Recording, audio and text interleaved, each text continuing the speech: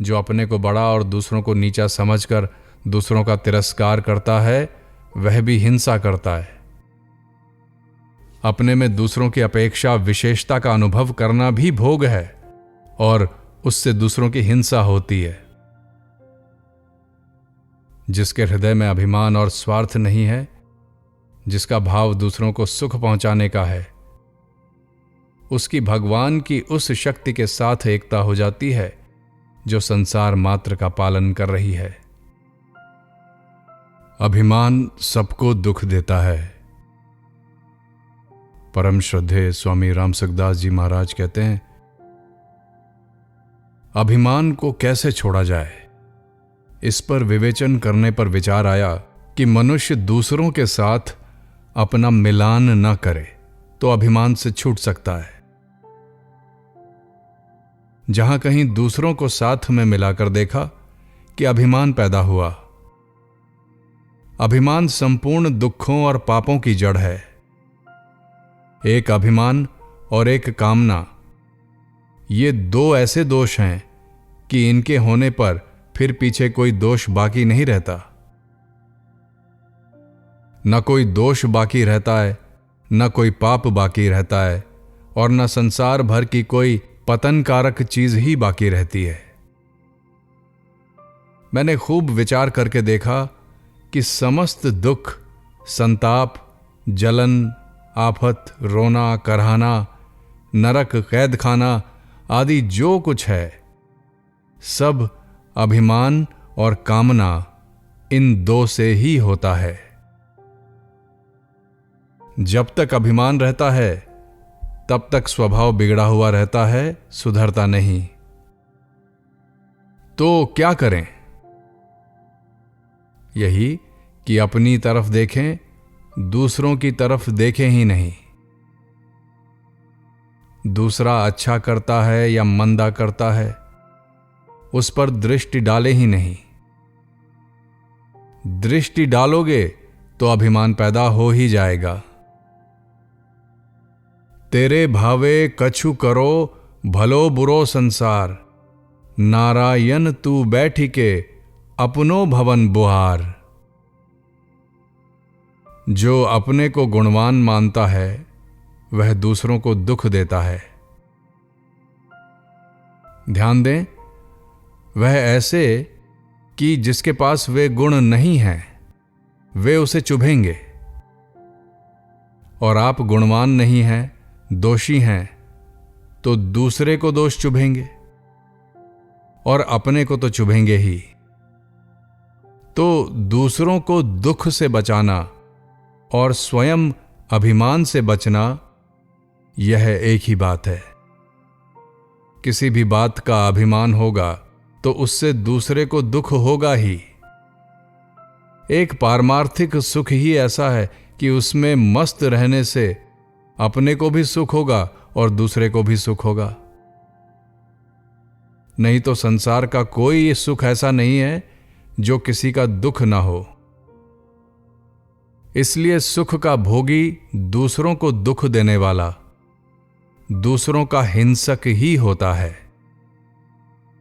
जो संसार का सुख भोगता है वह चाहे अपने ही धन, विद्या, बल या न्यायपूर्वक शास्त्र विहित भोग आदि से सुख भोगता हो, तो भी दूसरे को दुख देता है। आप किसी वस्तु से सुख लेते हो तो वह वस्तु किसी न किसी की गई, तभी आपको सुख मिला। कारण यह है कि संसार की सब अनुकूल वस्तुएं सीमित हैं। एक संत महात्मा से भी दूसरे को दुख मिल सकता है, पर वह और तरह का है। उसका पारमार्थिक सुख किसी को दुख नहीं देता, पर दूसरे अपने स्वभाव से उसे सुखी देखकर दुखी हो जाते हैं। अतः वह दुख दूसरे के स्वभाव के कारण है।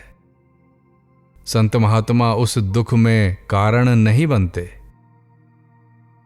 जो अपनी बुद्धिमानी या चतुराई से सांसारिक पदार्थों को प्राप्त करके उनसे सुख भोगता है, वही दूसरों को दुख देता है। पारमार्थिक सुख से सुखी व्यक्ति दूसरों को दुख नहीं देता, पर दूसरे दुख ले लेते हैं। जैसे शिवलिंग पूजन के लिए होता है, पर उससे भी कोई अपना सिर फोड़े तो वो क्या करे। इसलिए सांसारिक सुख से सुखी व्यक्ति ही दुख देता है। ये बड़ी गहरी बात है कि बिना दुख दिए सुख का भोग होता ही नहीं। वह सुख भोग किसी न किसी को पराधीन करता ही है। सुख भोगने से सुख भोग की सामग्री का नाश और अपना पतन होता है। इससे कोई बच नहीं सकता। इसलिए जिस किसी तरह से सुख लेना नरकों का रास्ता है। मूल बात जो मैंने पहले बताई उसे ध्यान में रखें कि संसार का सुख सीमित है और उत्पन्न और नष्ट होने वाला है। जो वस्तु सीमित है उसे सभी पाना चाहते हैं, तो उस वस्तु के हिस्से ही तो होंगे। जो पारमार्थिक सुख है वह असीम है, अतः उसके हिस्से नहीं होते। वह सबको ही असीम मिलता है। जैसे किसी मां के 10 बालक हों तो मां का उन बालकों में हिस्सा नहीं होता कि मां का इतना हिस्सा तो मेरा है, बाकी हिस्सा दूसरों का है। मां तो सबकी पूरी की पूरी ही है। ऐसे ही भगवान पूरे के पूरे अपने हैं। कामना सर्वथा मिट जाए तो अभिमान भी मिट जाएगा, और अभिमान सर्वथा मिट जाए तो कामना भी मिट जाएगी। इनके मिटने पर जड़ता यानी संसार से संबंध विच्छेद हो जाए और सारे दुख दोष मिट जाएं। संयोगजन्य सुख लेने वाला व्यक्ति अपना और संसार का दोनों का नुकसान करता है। जितने भी संयोगजन्य सुख हैं वे सब के सब दुखों के कारण हैं। ये ही संस्पर्शजा भोगा दुख योनय एवते। सुख भोगने वाला अपने लिए और संसार के लिए भी दुखों का कारण बनता है, अर्थात सबको दुख देता है, सबकी हिंसा करता है। इसलिए संसार का सुख भोग बिना हिंसा के नहीं होता। पर जो सब जगह परमात्मा को देखता है वह अपनी और दूसरों की हिंसा नहीं करता। श्रीमद् भगवद गीता के 13वें अध्याय में है, सब जगह परमात्मा को देखने वाला एक विशेष आनंद में स्थित रहता है। वह आनंद हिंसा से रहित है, क्योंकि वह आनंद या सुख अपना स्वरूप है। सांसारिक सुख भोगने वाले व्यक्ति को देखकर दूसरों के मन में दुख होता है। अपने पास भी वैसा सुख न होने के कारण दूसरे के हृदय में जलन होती है, दुख होता है। अतः दूसरे के दुख का कारण बनने वाला सुख का भोगी व्यक्ति हिंसा करने वाला हुआ। अब कोई कहे कि जीवन मुक्त महात्मा हो और उसके पास सांसारिक सुख की सामग्री भी हो, तो उसे देखकर भी दूसरे को दुख जलन होती है। पर वास्तव में महात्मा दूसरों के दुखों का कारण नहीं होता, क्योंकि जीवन मुक्त महात्मा सांसारिक सुख का भोग नहीं करता। उसकी दृष्टि में समस्त सांसारिक सुख दुख रूप ही होते हैं। दुखमेव सर्वं विवेकिनः। अतः उनकी दृष्टि में संसार का सुख है ही नहीं। वह तो अपने आप में निज सुख से सुखी रहता है। उसका सुख परमात्मा का है। जो दुखी हो रहे हैं उनका भी तो स्वरूप सुख रूप ही है। चेतन अमल सहज सुख राशि। पर वे अपने निज सुख से विमुख होकर ही दुख पा रहे हैं। यदि वे भी सांसारिक सुख से विमुख होकर अपने सुखमय स्वरूप में स्थित हो जाएं, तो दोनों ही सुखी हैं। इस सुख का बंटवारा नहीं होता। किसी महापुरुष के पास संसार के सुख और दुख आ भी जाते हैं तो वे उसे सुख या दुख नहीं दे सकते। वह तो समुद्र की भांति शांत और पूर्ण रहता है। गीता के अध्याय 2 में है, जैसे सब जल आकर समुद्र में मिलते हैं तो भी समुद्र अपनी मर्यादा में स्थित रहता है, ऐसे ही संसार के सब सुख आने पर भी जीवन मुक्त महापुरुष अपनी मर्यादा में स्थित रहता है, शांत रहता है। परंतु भोगों की कामना वाला पुरुष कभी सुखी नहीं हो सकता। भोग नहीं होते तब उनके अभाव से दुखी होता है, और भोग होते हैं तब अभिमान करके दुख पाता है। जैसे दाद की बीमारी में खुजली और जलन दोनों होती हैं। खुजली अच्छी लगती है और जलन बुरी। इसीलिए सांसारिक भोग मिलने से जो सुख होता है वह भी एक प्रकार की व्यथा ही है। जीवन मुक्त महात्मा को कितने ही पदार्थ मिल जाएं, वह शांत रहता है, और पदार्थ न मिले तब भी वह शांत रहता है। उसकी शांति पदार्थों के अधीन नहीं होती। वह तो साधन अवस्था में भी सिद्धि असिद्धि में सम रहता है, एक समान रहता है। फिर सिद्ध अवस्था में तो सम होगा ही। सांसारिक पदार्थों के पास में होने से जिसे अभिमान होता है वह हिंसा करता है। ऐसे ही जिसे गुणों का अभिमान है वह भी हिंसा करता है। गुण तो आने जाने वाले हैं, उनको लेकर अभिमान करता है, तो जिनके पास वे गुण नहीं है उनके मन में जलन पैदा होती है, क्योंकि वे किसी से कम तो है नहीं। सब के सब परमात्मा के अंश हैं, अतः स्वरूप से समान हैं। आने जाने वाले पदार्थों से अपने को सुखी मानना भूल है।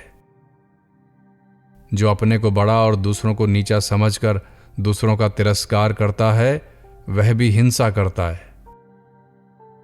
अपने में दूसरों की अपेक्षा विशेषता का अनुभव करना भी भोग है, और उससे दूसरों की हिंसा होती है।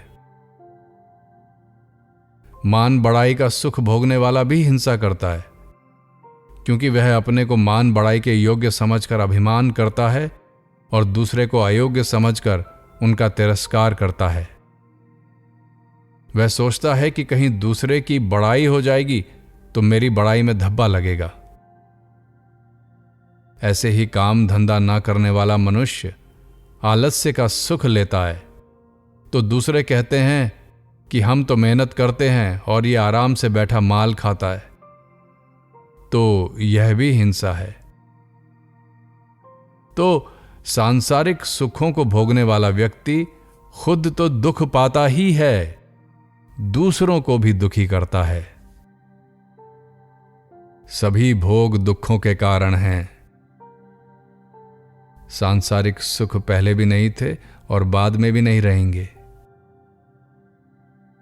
स्वयं अविनाशी होते हुए भी ऐसे नाशवान सुखों के वश में होना अपनी हत्या करना ही है। सुख का भोगी व्यक्ति कभी पापों और दुखों से बच नहीं सकता। इसलिए जो अपना कल्याण चाहता है उसके लिए आवश्यक है कि वह किसी वस्तु, परिस्थिति, व्यक्ति आदि के कारण प्रसन्नता या सुख का अनुभव ना करे। इनसे प्रसन्न होने वाला व्यक्ति मुक्त नहीं होता। कर्मयोग में यही खास बात है। कर्मयोगी सभी कर्तव्य कर्म करता है, पर संयोग जन्य सुख का भोग नहीं करता। किसी बात से वह प्रसन्नता नहीं खरीदता। त्याग से सुख होता है। जो पुरुष विरक्त त्यागी होता है उसे देखकर दूसरों को सुख होता है। अतः जो संयोग जन्य सुखों का भोगी नहीं है, ऐसा त्यागी पुरुष दूसरों को सुख पहुंचाता है और संसार का बड़ा भारी उपकार करता है। त्यागी महापुरुष संसार का जितना उपकार करता है उतना उपकार कोई कर सकता ही नहीं। उसे देखने से, उसकी बातें सुनने से भी दूसरों को सुख मिलता है। ऐसा महापुरुष यदि एकांत में बैठा हो तो भी संसार के दुख का नाश करता है। उसका भाव संसार को सुख पहुंचाने वाला होता है। सर्वे भवन्तु सुखिनः, सर्वे सन्तु निरामयः, सर्वे भद्राणि पश्यन्तु, मां कश्चित् दुर्भाग् भवेत्। अपने प्रति वैर रखने वालों को भी वह सुख पहुंचाता है। जिसके हृदय में अभिमान और स्वार्थ नहीं है, जिसका भाव दूसरों को सुख पहुंचाने का है, उसकी भगवान की उस शक्ति के साथ एकता हो जाती है जो संसार मात्र का पालन कर रही है। इसलिए भगवान का किया हुआ उपकार उसी का है और उसका किया हुआ उपकार भगवान का है। इसलिए जो सुख की इच्छा और सुख का भोग करता है वह अपना और संसार का नुकसान करता है, और जो सांसारिक सुखों का त्यागी तथा भगवान का अनुरागी है वह संसार मात्र का उपकार करता है।